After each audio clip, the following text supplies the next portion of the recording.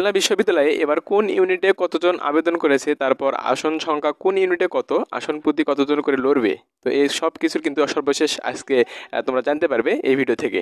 তো চলো শুরু করা যাক। তো তোমরা কিন্তু এখানে দেখতে পাচ্ছ A unit, B unit, C unit এবং ডি ইউনিটের তো 4টি ইউনিট কিন্তু এখানে রয়েছে। তো প্রত্যেকটি ইউনিটের আসন সংখ্যা কোন ইউনিটে কতটি থাকছে, আবেদনের পরিমাণ কতটি থাকছে এবং আসন প্রতি কতজন করে লড়বে, তো সবকিছু তোমরা কিন্তু এখানে দেখতে পাচ্ছ আশা করি।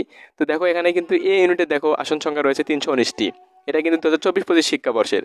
আর তোমরা কিন্তু চাইলে তার ভর্তি বিজ্ঞপ্তি দেখে নিতে পারো। খুলনা বিশ্ববিদ্যালয়ে কিন্তু আমার চ্যানেলে দেওয়া আছে ভর্তি বিজ্ঞপ্তি সম্পর্কে, তোমরা চাইলে কিন্তু সেখানে চ্যানেলে গিয়ে কিন্তু দেখে আসতে পারো। তো সেক্ষেত্রে দেখো এখানে কিন্তু রয়েছে ইউনিট এর ক্ষেত্রে আসন সংখ্যা রয়েছে 319টি। আসন সংখ্যা রয়েছে ইউনিট এতে 319টি এবং আবেদনের পরিমাণ 41,179টি কিন্তু আবেদনের পরিমাণ। এখানে মোট আবেদন করেছে এই ইউনিটে 41,179টি। সেক্ষেত্রে প্রতি আসনে কিন্তু লড়বে 129 জন করে। আশা করি তোমাদের এই ইউনিটের ঝামেলাটি শেষ, অর্থাৎ তোমরা কিন্তু বুঝতে পেরেছো। তো এবার আমরা আসবো বি ইউনিটের ক্ষেত্রে। তো বি ইউনিটের দেখো 281টি রয়েছে আসন সংখ্যা। বি ইউনিটে রয়েছে 281টি আসন সংখ্যা। সেক্ষেত্রে আবেদন করেছে কিন্তু 27,919টি এবং 99 জন শিক্ষার্থী কিন্তু এইবার লড়বে বি ইউনিটে খুলনা বিশ্ববিদ্যালয়ে। আশা করি বুঝতে পেরেছো। তো তারপরে আমরা যদি আসি এবার সি ইউনিটে, বি ইউনিট শেষ, এ ইউনিট এবং বি ইউনিট দুটাই কিন্তু শেষ। এবার আসবো আমরা সি ইউনিটে।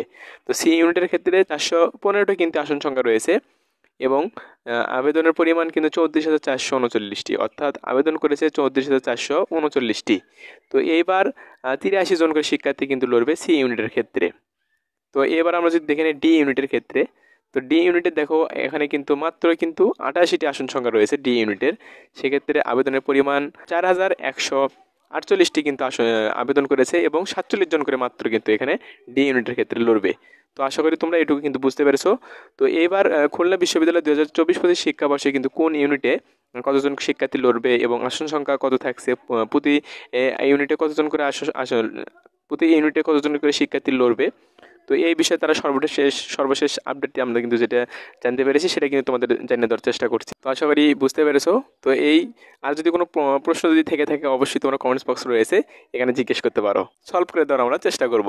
আশা করি বুঝতে পেরেছো। তো এই ছিল আজকের ভিডিও, আশা করি ভালো থাকবে। আর এরকম আপডেট ভিডিও পেতে অবশ্যই আমার চ্যানেলকে সাবস্ক্রাইব করে পাশে থাকবে।